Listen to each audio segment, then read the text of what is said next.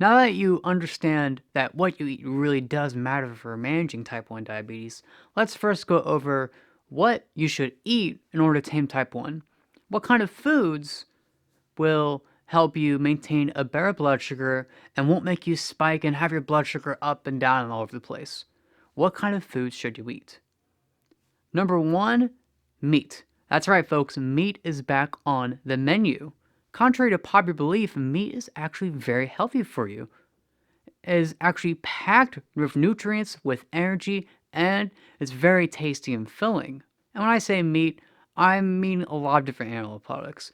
Red meats such as steak and lamb, pork, chicken, fish, eggs, even. All of these animal products are very healthy and are essential to truly tame type 1 and just living a healthy life in general. And before you get concerned about fat, just remember something. Fat is actually on the menu too.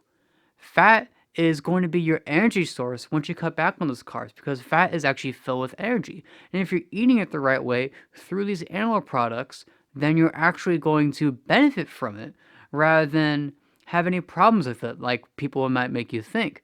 Fat is actually very good for you, and you'll be getting a lot of fat from these animal products, but don't worry, it is actually very important. It is actually very vital, and as a bonus, it'll make things very tasty too.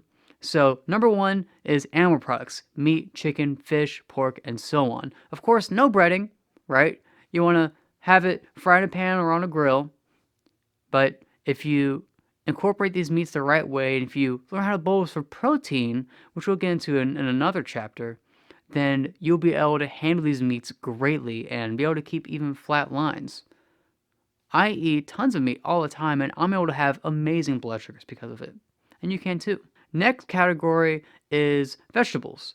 Leafy greens such as Brussels sprouts, broccoli, cauliflower, spinach, and nightshades such as tomatoes and bell peppers are also very low in carbs and can have a little bit of nutrients in themselves, can add some good flavor.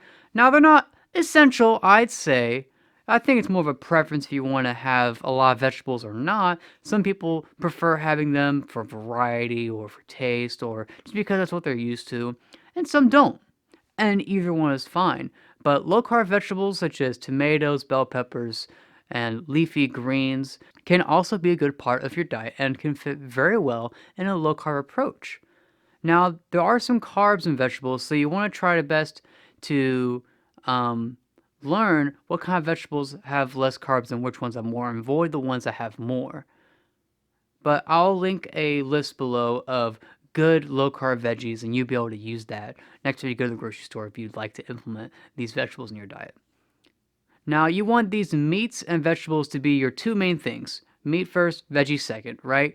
But you can also incorporate some low carb nuts, such as almonds and walnuts, pecans, and you can also incorporate a little bit of fruit in here too.